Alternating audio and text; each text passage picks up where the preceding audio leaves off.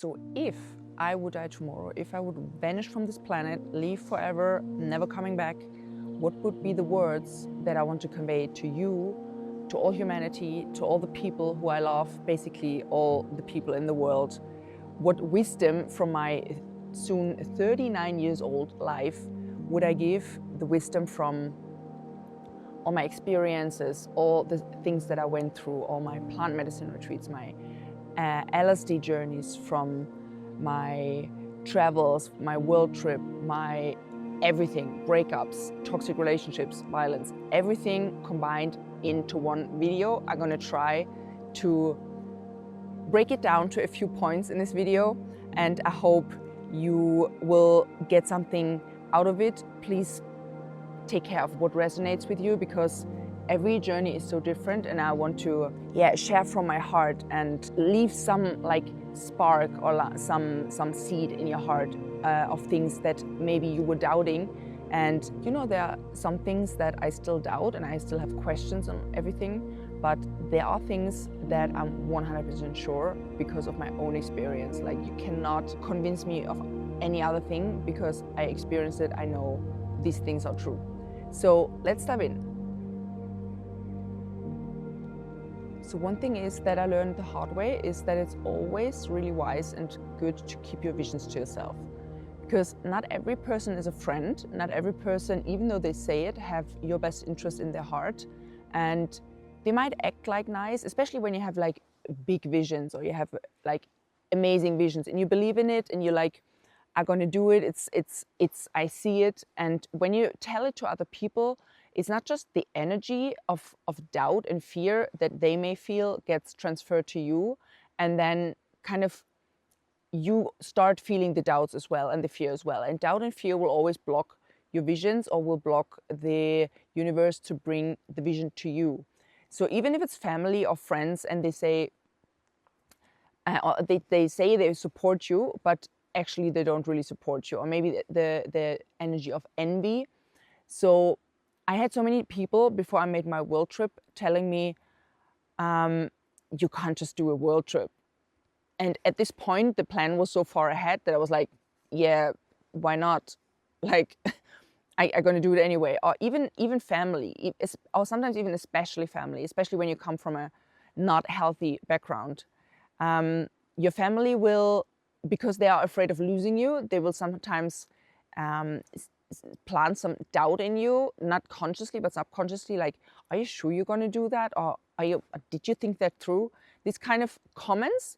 And let's say your vision is a strong thing, and these comments, they make they undermine or can undermine your vision. And it's really important to keep the really big things, the really important things to yourself, so they will not get, destroyed. Then also what I learned, and I was running away for so many years. I was running away for almost more than 3 decades. I was running away.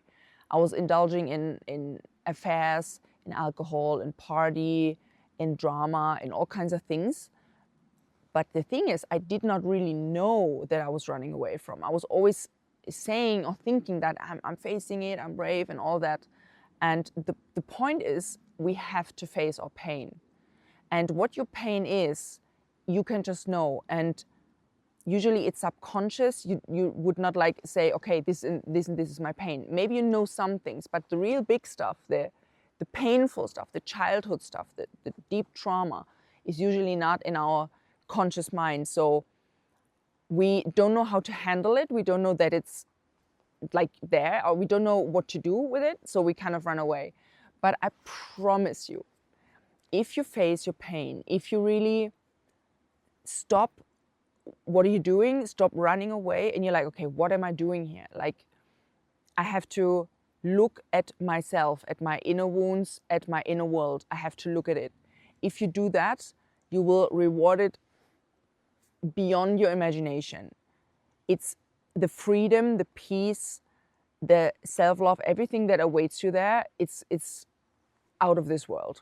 And it's also not just your inner wounds, it's also the pain of separation, this loss that we somehow feel, this emptiness, this void. what I also realize is that all these things that we are looking outside, be it money or travels, relationships, success, fame, maybe some people, what I realized after almost 40 years of looking also for so many of these things, especially in relationships, and I was looking for something outside, some love that is to be found outside. What I realized is that what we looking for, and I know you heard that probably many times before, but when you find the fact that it's inside of you, you will never feel empty again anymore. And you will not have this pain of separation because you realize there is no separation. Everything is one, everything is you, basically, is inside of you. And this pain that you felt that made you go out in the world and look for all these kind of things will disappear. Brings me to the next point. You probably heard that before millions of times. Superficial things don't matter.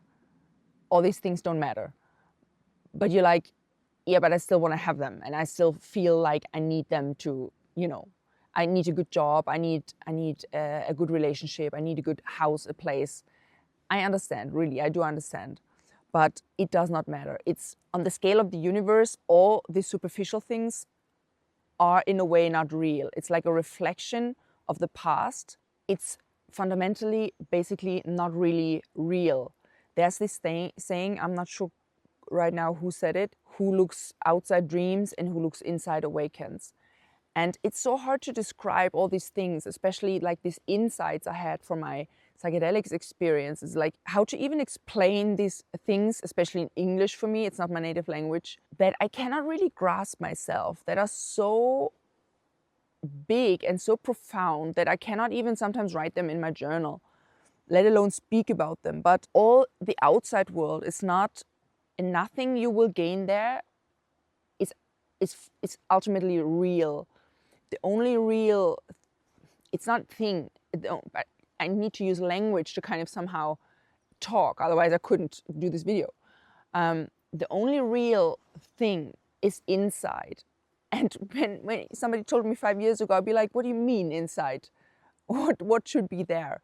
I would not get it, but just believe me, the outside things and the whole fact that we are craving for something outside just shows that in us there's still this lack, this sense of something is missing and we need something else outside, whatever it is, even if it's just like a nice travels or a nice journey. And we have to always reflect really honestly about that. Okay, why I want to do that right now? Does it come from a place of fulfillment or does it come from a place of lack, like I need this? How you can sense or track your ego is always needing, wanting, reacting. So if you really want something, you're like, I need to have it. That it's ego. It's not your pure essence that doesn't need anything, because it is everything. It has everything. It is everything. It's everywhere. You don't need anything. When you come to a place where you realize that, and the paradox thing is that so many times we kind of need to have the outside things to just realize it's not it. For me, it was the case for so many in so many cases that, I don't know, little things like I made my driver's license financed it by myself. I was like, okay, I had it. Then I had this relationship. Yeah, okay, great, I had it. I wanted to have it, but then I realized I don't really want to have it. Then I was making my world trip. I thought this is going to make me happy. And of course, it was nice, amazing experience. I was traveling for 2 years around the world. But it did not fill this void that I had. I was sitting in Australia on the beach, or in Belize or Mexico or wherever, and I was depressed. I was like, how is this possible? I'm sitting on the most beautiful beach. Maybe even I had back in the day, I was still having like many affairs. I was not emotionally available enough for a real relationship, but I didn't know it at that time. So I was kind of having a lot of changing relationships, which just really changed after my world trip when I realized more things, and I had this the spiritual awakening 2019. But back in the day, I just had like these affairs, and I was sitting there like, everything's great, but why I'm not feeling great? I'm feeling empty, and what is wrong? And you come to this point when you reach the goals you have, you reach all the things that you want to have, and then you feel still empty, and this usually gives the crack inside of the people, like it must be something else.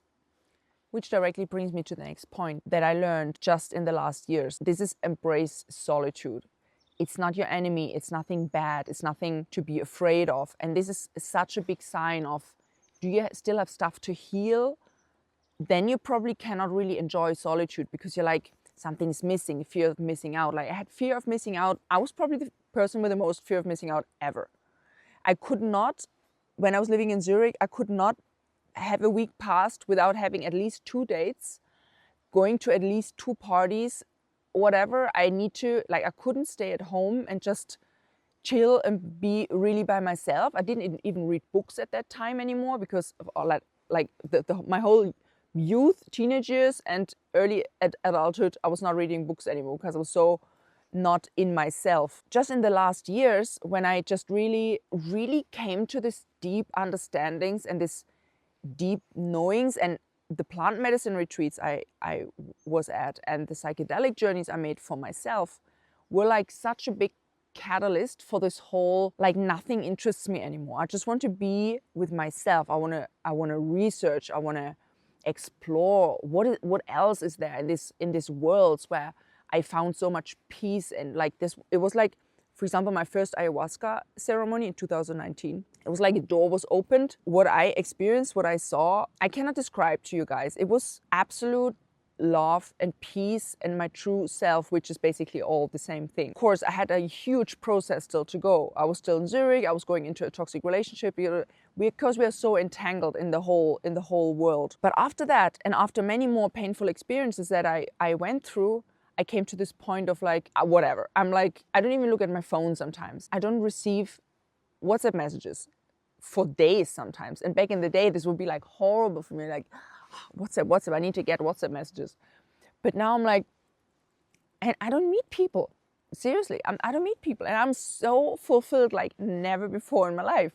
And it's even like, sometimes I meet even cool people and they want to maybe have a coffee or something. I'll be like, yeah, we could do that. I mean, I love talking about interesting stuff, but the strength and the connection to the divine that I found in the solitude, I could not find it somewhere else, and nobody can find it somewhere else. When you are alone and you can embrace your own company and you can go through your emotions and whatever comes up. I mean, you are the person who knows yourself the best. You have been with yourself since day one. You have been a kid with yourself. You have been a teenager with yourself. You know everything, all the dirty details. You know it. You are the best company there is in the world. When I realized that, I found so much peace and I found so much strength, and the visions I have, I do for myself, and I do my cacao ceremonies for myself and my psychedelics experiences sometimes. And it's all my little world and my universe that I'm exploring, and I'm finding so much wisdom and strength and power in that no other human person could give me. Even when you're talking to highly spiritual beings like shamans or other teachers that you meet along your way, whatever they say, even if it's planting a seed, or it can really move you or change even your life, what they say, because it stays with you for years, and years later you're going to reflect in a way that you change something or whatever. It still comes through another human. And this is my point. Like, you are the source. You are the source of all wisdom. In the stillness, when you meditate, you sit, you go to the grief, you feel the emotion, and then the stillness comes. And in that is the power. And you can just realize that when you are brave enough to be alone, basically. What is also really important to me to tell you is that how important it is to dream big. It doesn't matter if it's like a huge dream. Let's say you imagine like a house on the beach, or you want to have this, or you want to have that. First of all, feel where is the dream coming from? Is it like an ego dream, like a superficial dream of things you want to have? Or is it like, I want to fulfill my biggest potential. I want to find God. I want to find whatever. Is it a heart desire, or is it an ego desire? That's the first important point. But then when you found your dream, you're like, okay, that's my dream. Dream big, make it amazing, make it huge, make it wow, like this is my dream. We did not come here to this earth to play small, to be like tiny little beings, and like, yeah, I'm having a little small this, and I'm like really, of course we need to be humble. That's another thing, to be humble, and like, I'm thankful for everything. It's possible to be thankful for what you have, and at the same time dream big, like your imagination. That's a gift of the divine, your imagination, which can create everything. Then when you have your big dream, really imagine it, play it out, feel it. You need to feel it. The things that I manifested with this technique of imagining and feeling it, I manifested apartments. They almost looked exactly the same like I imagined, like my world trip, moving to other places, jobs that I found, really unlikely stuff. What other people think, like, this is luck or this is some accident or whatever. It was not. I visualized so many things. Of course, I did not tell the people because, as I said, keep your visions for yourself. And then I imagined it, and then I dropped it and let it go. You have to kind of let it go and let it come to you. But the letting go part can also lead to that you forget about it. And this is also not good, because you need to kind of like, you need to let it go, but kind of still, it's so paradox. You need to let go, but not, it's not an attachment. It's like it's a hard feeling of, it comes to me, but then also doing the steps towards it. Like, you have the vision, but then don't lose it and do something completely different. Let's say you have the vision, you want to sail over the Atlantic, and then you start a training as a, I don't know, like IT person, and you start a career in this IT thing, and you're like, okay, but that's not really the direction. I mean, you know what I mean? You have to let it go and then go with the intuition and do the steps that kind of you feel lead towards that goal. And in the hassle of life, especially when you have intense times in your spiritual journey or in trauma healing journey, you have an intense relationship going on, we can lose sight of our dreams. They can like be kind of like fading away and be forgotten. But always come back to them. Like, what did I actually want? What did I decide 2 years ago? And of course, dreams can also change, but if you have an important dream and a desire that comes from your heart, believe in it in faith, and then let it go, but don't lose it. Which brings me to the next point, which for me is really hard to explain, that fear is an illusion. So if you have fear of things, you have fear, I can't reach that, fear of it's not going to work, fear of whatever, fear is an illusion. And I realized that in my psychedelic journeys that there was a moment of fear, and the fear was like, let's say, building up in front of me as this scary thing. I cannot really explain it. I'm so sorry, guys. I cannot explain it. But it's like something builds up and you know you're really scared. It is fear. Oh my God. You kind of like numb, but the moment you look at it, and I had some moments in ayahuasca, there was a scary thing, and I had my eyes closed in the ceremonies. I cannot look at it. I cannot look at it. And a voice, which is usually the voice of ayahuasca, tells me you have to look at it. I cannot. And I was like frozen of fear. I didn't even know what it is that I was afraid of, but I was so afraid. And of course, I had my eyes closed the whole time, but I was opening my eyes and looking at it. And in this moment when I was looking at it, it was like cracking into glass, and it was all falling down, and then huge light behind. And I was like, no way, it wasn't real all the time. And I was like, and this is just like a metaphor, what I experienced in the ceremony, but so many other examples I have from my life, that fear is based on what we believe from the past. And I mean, fair enough, we experienced horrible things, we experienced betrayal, loss, violence, trauma, abandonment, all kinds of things. All of us experience painful things. Based on that, our system is like, we have to be careful here. This is not a safe place, this planet Earth. But this is all in our mind. These things that happen to us, they were not supposed to happen to give us fear. They were supposed to happen to strengthen us and to crush our prideful ego sometimes, so we can kind of be humble finally and like bow down to the higher forces and like, okay, I'm what do you want from me, universe? If you understand that fear is an illusion, and you will always, I'm convinced almost always, when you go over the fear, you go over this point of fear, you do the thing that you're fearful from, and you will realize it was nothing, actually.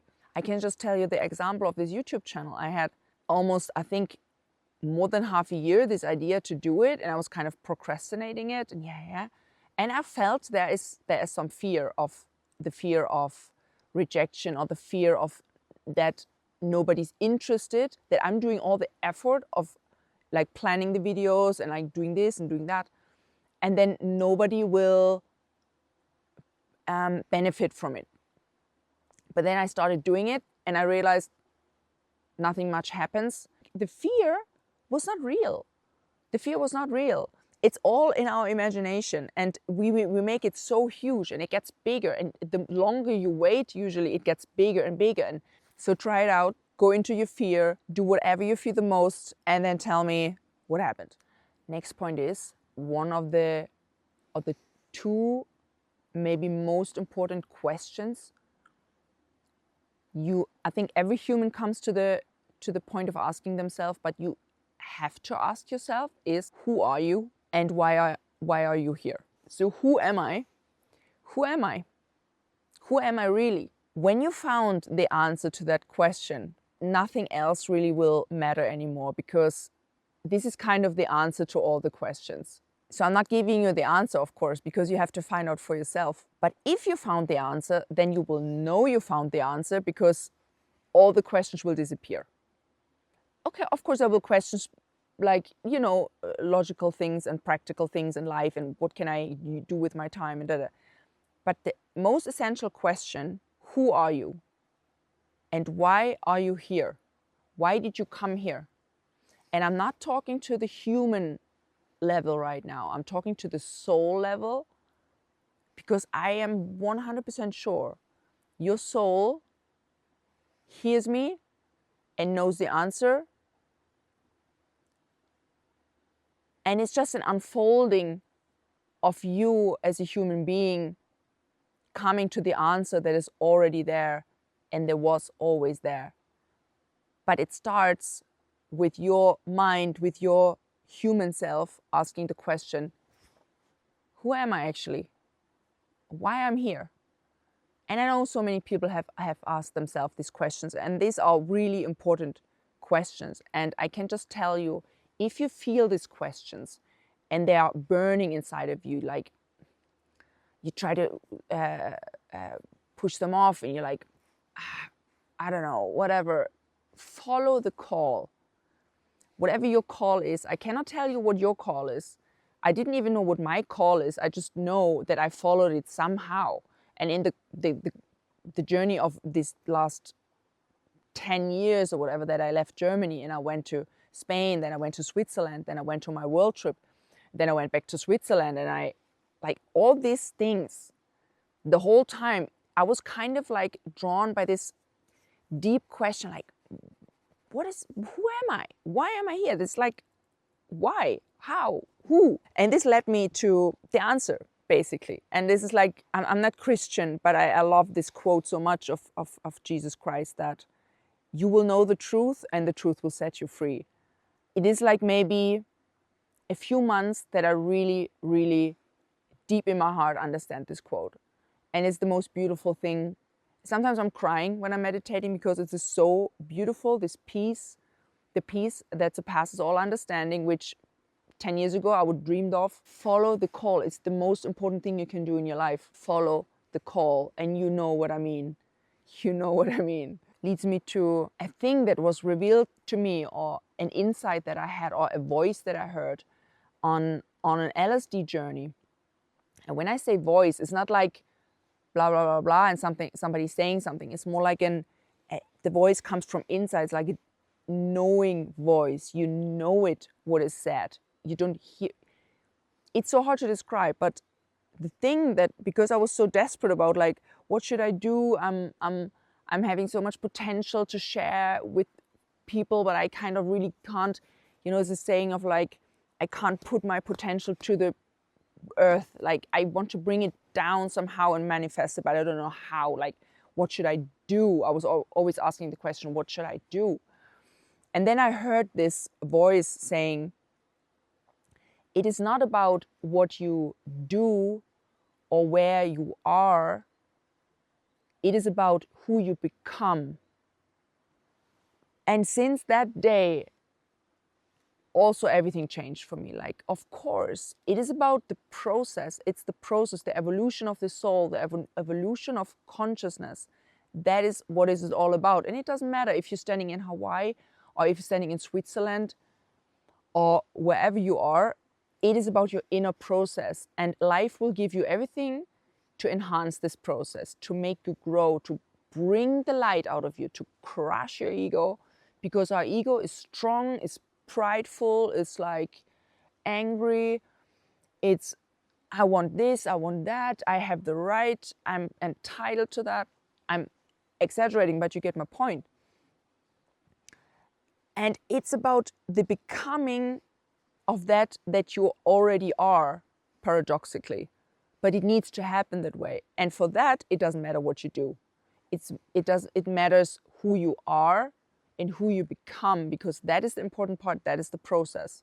And in all this process, my dear friends, what I can tell you, what I know for sure, because many of these things, I'm always like flexible in my own opinions as well, and sometimes things change. But what I learned, and what I am 100% certain, no force in the world can convince me of any other thing, is that God is always with us.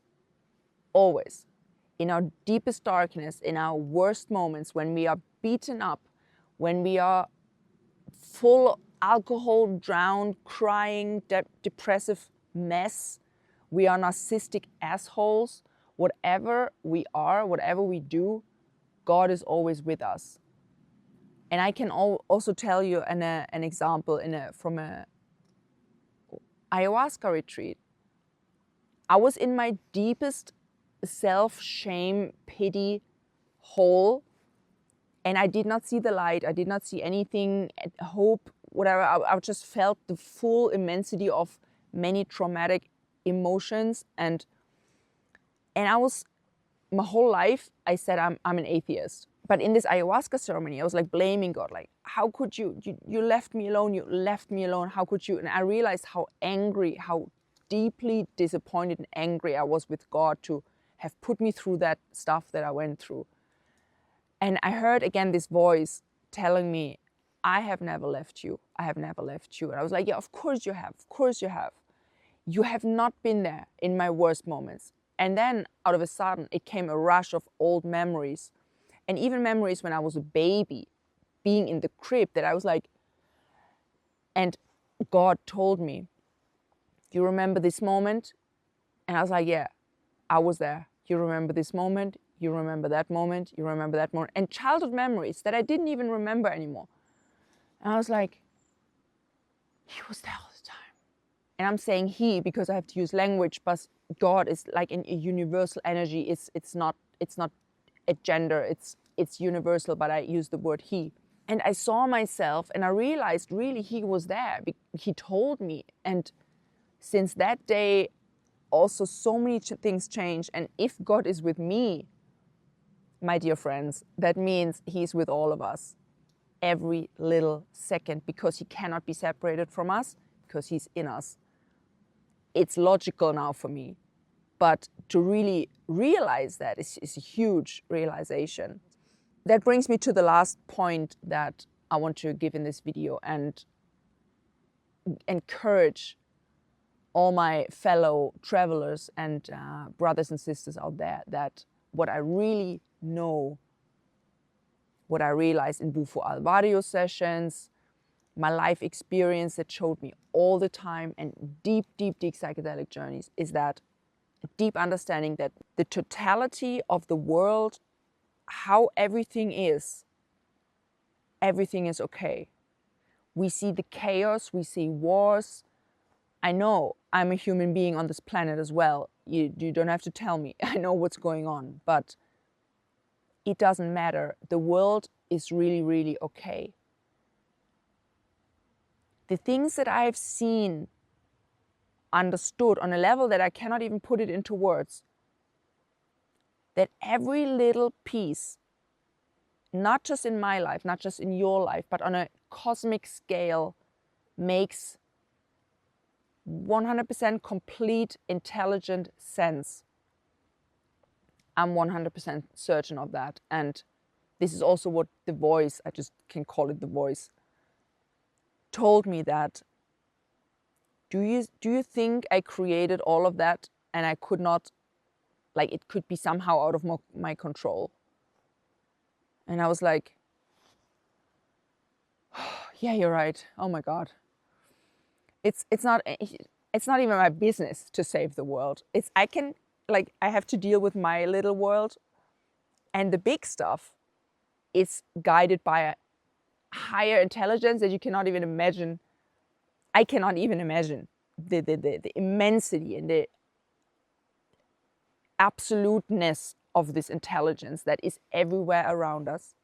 And this is why I love nature so much, because I see this intelligence in the leaves, in the ground, in the ecosystems, in everything. I see this intelligence, the wind, the snow. There it is so apparent to me, this intelligence, and also how my life works, how my relationship with God works, the more I trust, the more beautiful things flow to me, the way I can communicate with God when I'm still and deep in my heart, that I really know the world is okay. And I'm not worried. I'm not worried about the world, because I know exactly all the things that happen, they need to happen like they happen. Even though it sucks sometimes, and even though we're like, no, it cannot happen like this, but yeah, it happens like this. It's a fact. To accept what happens and to be okay with what happens makes your life much easier than to resist and like, no, it cannot be, it needs to be like this. Accept it. It's really important to try, okay, that's how it is. I cannot argue with that. What is the vision now? Where do I want to go? We need to focus on what we do want. We want peace, harmony. We want a good life. We want good friendships. We want a light being, feeling the joy of our childhood again, maybe. Isn't that what we want? So we have to drop the other stuff, the angry colleagues and the boss. And this is just outside manifestations of, like, it's like, you know, in the TV when it was black and white, there's we should handle it like this. Of course, there's always a lesson in what happens around us because it reflects something to us. But we should not jump in and like dwell in it and like, this whole drama, this is also dramatic and oh my God, and drop it. Accept how it is, and then what is your vision? And deeply believe that the world is okay, is being taken care of. Whoever created all that cannot have created it and like somehow left the scene and like, I'm out. Even though it looks like that, but it's not. It's not. Believe me, my friends. Yeah, I think that's it. And I hope you could take something out of it and that you are somehow inspired. If you have some questions, maybe some questions about the psychedelic journeys that I had, or you want to share what your insights are from your life journey, because the list cannot ever be complete. I would love to make a much longer list, but I cannot record 2 hours of videos. That's not helpful. So I like to keep it at that, and I hope you're having a great day, a wonderful day, and I hope to see you in the next video. Wish you a blessed day, and see you then, my dear friends. Bye bye.